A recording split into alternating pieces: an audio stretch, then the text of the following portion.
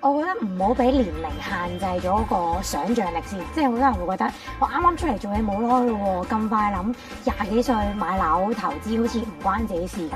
你係一個非常後生嘅90後。其實第一層樓係聽一個投資前輩就話：喂，你30歲之前不如置業啦，買樓啦咁樣。依家係賺定係蝕啊？係蝕嘅，係啦，蝕咗差唔多200萬，就即刻諗住有啲乜嘢分散投資。因為我覺得地產或者係樓啦係最實在嘅、最快儲錢嘅一個方法啦。咁後生咁叻女啦，咪因為有富爸爸無端端就好快地儲到一筆首期咧？係自己10年前開始做生意啦，咁慢慢累積嘅，首期都係真係死慳死抵咁樣。或者中多我同我身邊嘅朋友講嘅時候咧，第一句都會問：你係咪俾人呃啊？或者係你係咪中咗詐騙啊？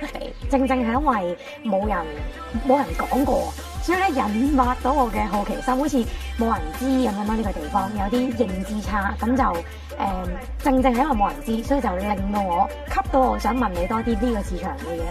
但係你冇去過呢個地方就買嘅喎。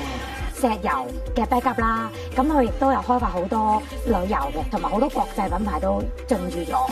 即係點解會阿布扎比揀呢個地方咧？因為佢側邊又有第7個迪士尼啦，又有 F1 啦，又有華納兄弟啦，仲起緊賭場。咁我覺得呢啲配套係令到我好有信心去繼續聽呢個地方嘅。嗰陣本身抽到大個單位嘅時候咧，我已經係錯過咗嗰個買嘅時機，俾錢嘅時機。係咪從未試過咧？買樓買到好似冇得揀啊，係得呢一間就呢一間，又唔要就冇啦，有時間限制60分鐘內要俾錢啊。係因為嗰陣咧，啱啱就係我其實喺機場啦，過緊關，喺尖沙咀有個 centre 係大家一齊抽一齊參與，好多電腦有呢件事嘅，同香港買好似咁，好似係我身歷其境咁去參與呢個樓嘅呢個過程，個安全感喺度就係真係 run 緊嘅喎咁樣咯，即係喺日本翻嚟啦，喺香港即係做首期支付嗰個流程之後咧，係你即刻打電話約我上你 office 度簽翻啲 paperwork 啊，有啲同事即刻 email 又曬翻俾杜拜嗰邊啊，成件事係好